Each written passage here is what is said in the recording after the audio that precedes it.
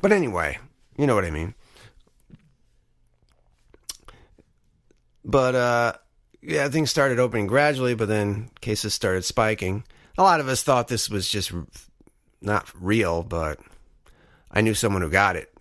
And a coworker was out for like 2.5 months. It spread to their family too. And that it was a little scary for them.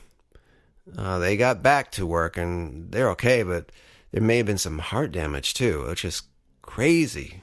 You don't know some of the side effects. And so, yeah, I've known someone who got it. And they're okay, but they said it's a little scary. So it is real. So wear masks, please. Don't fool around. It's not a matter of pride or something silly like that. Be courteous to your fellow humans. It just burns me, and I know it does a lot of other people too. When you walk into a place and you're wearing a mask and some people aren't. I know there's some medical issues where you can't, but some of it is just, being arrogant and careless. Wear a mask. It's one great way to combat this thing. Because if you want the world to go back to being normal, you got to do your part. Thinking about why this happened. There's cosmic reasons. I mean, if we're talking God here, maybe God wanted us to stop and look around. Stop getting caught up in the race or other things and start focusing on what matters most. Family, friends. Because now you can't be near them. Appreciate what you have. Because in many cases, especially elderly people, had to be separated from their families, which is unfathomable. Thinking back to going to Jewish Christmas, there were, my stepdaughter's boyfriend's grandparents were there, and I'm like, man, it must have sucked not to be able to see them during this, because they're great people, and it would suck if, you can't be near them, but it had to happen. But even now, worst part is if they're stuck in a hospital, you can't go visit them at all. It's terrible. So maybe if that's a cosmic reason why this happened, that we were forced to hone in on what matters, forced to make family a priority, stop thinking about things that don't matter. Obviously, from my perspective as a civil clerk, I have seen a jump in divorce cases. Yeah, wow, this is what it's like spending more time with you. Holy crap, this isn't what I signed up for. Let me out of here. I know that sounds pretty harsh, but the reality is I've seen a lot of divorces. And, thankfully, I'm still happily married. Amen. If we're talking that in the cosmic sense, if that's what's going on, I'm not sure.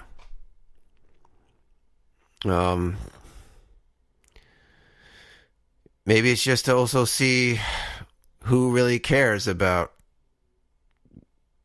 helping others and being aware of others and not treating people like they're objects. Could be. I've been there too. It's like when I want to do something, people are in my way. Get out of my way. I want to go here. I want to go there. Or they're a nuisance. Like, hurry up, move. Or you're slowing up the line. Let's get things moving here. Yes, people can be a nuisance. Yes, we can. And maybe it was a way to show us like, ooh, we kind of do need each other, huh? I mean, granted, amusement parks open, and I've been to some. It was nice going to Universal. Got to ride that Hagrid roller coaster, man. I tell you, it does live up to the hype. That is one amazing ride.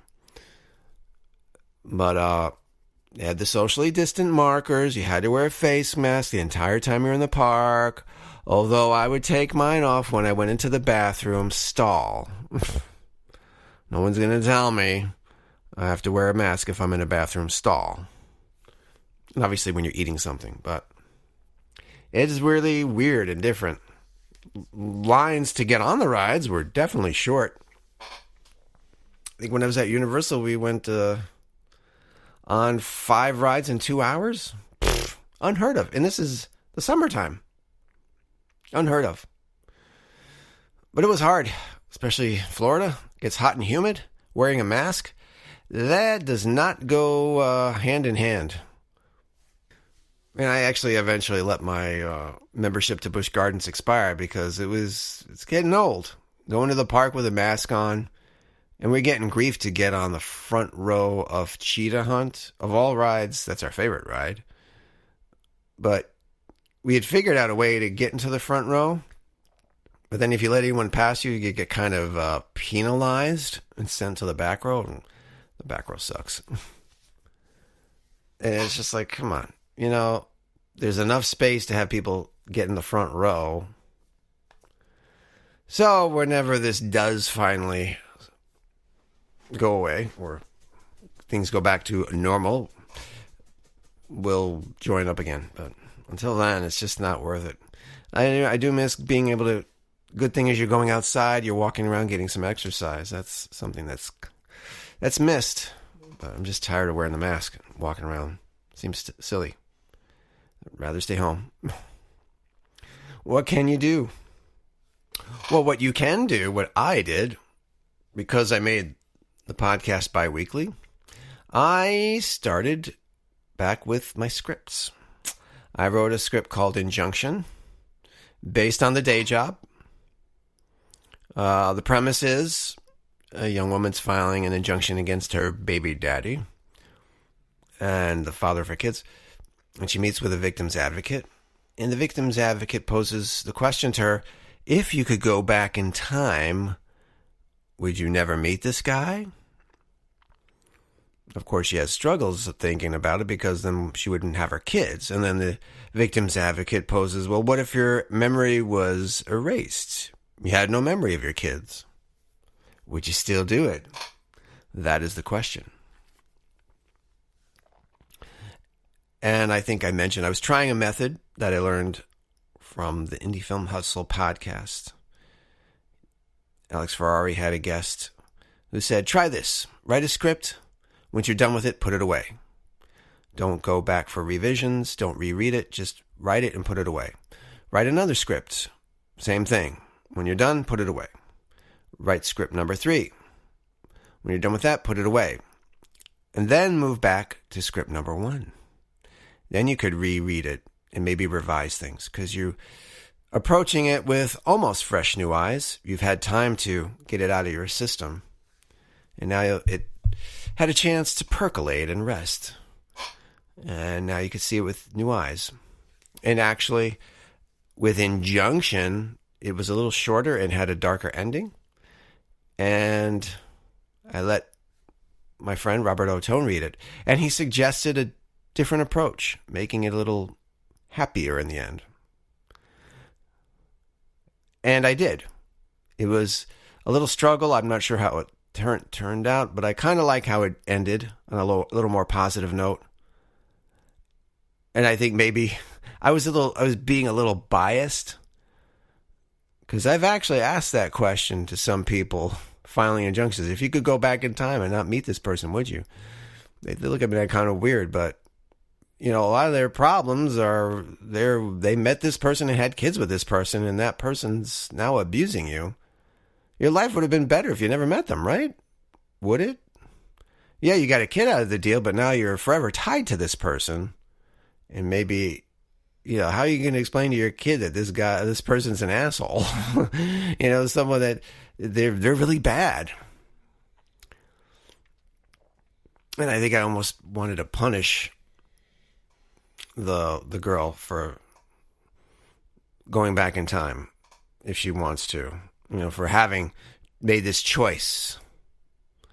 But he said, try something a little more lighthearted. I'm like, okay.